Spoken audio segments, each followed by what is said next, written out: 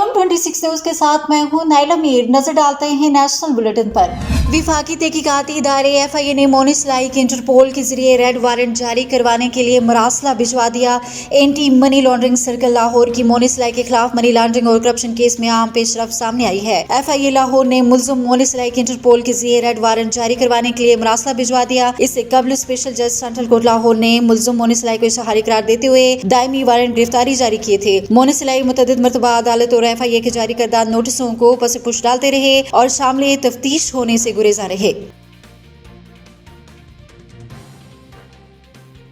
तर्जुमान election commission ने कहा है कि बैलेट पेपर्स की छपाई का काम 2 फरवरी तक मुकम्मल हो जाएगा, जबकि बैलेट पेपर्स की डिलीवरी का काम चारों सूबों में शुरू हो चुका है। चीफ इलेक्शन कमिश्नर की सरबराही में होने वाले इजलास के बाद जारी एलामिया में कहा गया है कि 8 फरवरी के आम इंतखाबात के इनेकाद की तैयारियां तेजी से तकमील के मराहल की तरफ गामजन है। बैलेट पेपर्स की छपाई का काम तसल्ली बख्श तरीके से जारी है। बैलेट पेपर्स की छपाई का काम 3 सरकारी प्रेसों में जारी है। एलामिया में कहा गया है कि बैलेट पेपर्स की छपाई का काम इंतखाबी निशान के अलाटमेंट के बाद 16 जनवरी से शुरू हुआ था।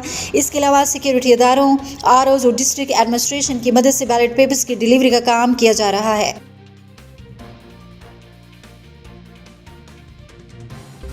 बानी PTI इमरान खान और शाह महमूद कुरैशी की साइफर केस में सजा पर साबिक वज़ीर दाखिला राना सनाउल्लाह ने रद्द अमल में कहा कि साइफर जैसे क्लासिफाइड डॉक्यूमेंट को पब्लिक करना जुर्म है जिसने रियासत का नुकसान हुआ। अदालती फैसले पर हमें मुकम्मल भरोसा है। तफसीलात के मुताबिक राना सनाउल्लाह ने मीडिया से गुफ्तगू करते हुए कहा कि रियासत पर हमला करने वालों के साथ यही सलूक होना चाहिए। कौमी और रियासती मफादात से जो खेलेगा, उन्हें अगर जुडिशल प्रोसेस के तहत सजा हुई है तो उन्हें यह हक हासिल है कि वो हाई कोर्ट और सुप्रीम कोर्ट में अपील कर सकते हैं। साबिक वज़ीर दाखिला ने मजीद कहा कि नवाज शरीफ को सजा ही सुप्रीम कोर्ट से हुई थी जिसमें वो अपील तक नहीं कर सकते थे।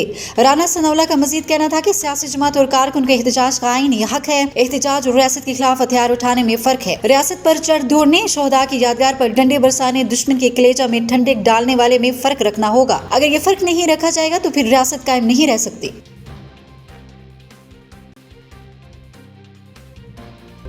पाकिस्तान तहरीक इंसाफ के रहनुमा और साबिक दौरे हुकूमत में वफाकी वजीर बराए इत्तला रहने वाले फवाद चौधरी को इश्तेहारी करार देने के मामले पर इंसदाद दहशतगर्दी अदालत ने सरबराह JIT से मुकदमात की तफसीली रिपोर्ट तलब कर ली। तफसीलात के मुताबिक इंसदाद दहशतगर्दी अदालत में PTI रहनुमा फवाद चौधरी को इश्तेहारी करार देने के खिलाफ दरखास्त पर समाअत हुई। जज मोहम्मद नवीद इकबाल ने PTI रहनुमा की दरखास्त पर समाअत की। अदालत ने सरबराह JIT से मुकदमात की तफसीली रिपोर्ट भी तलब कर ली। फवाद चौधरी ने जफर इकबाल एडवोकेट की वसातत से दरखास्त दायर कर रखी है। PTI रहनुमा के वकील का कहना था कि फवाद चौधरी गुज़िश्ता साल 4 नवंबर से थाना अपार इस्लामाबाद के मुकदमा में गिरफ्तार हैं। फवाद चौधरी अडेला जेल में कैद हैं। ज़ेर हिरासत मुल्ज़िम को इश्तेहारी करार नहीं दिया जा सकता।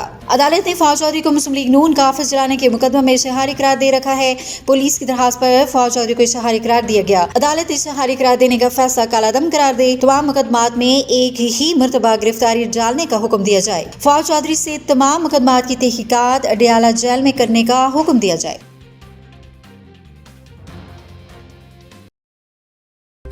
अब तक के लिए इतना ही। मजीद खबरों और अपडेट्स के लिए देखते रहें 26 न्यूज।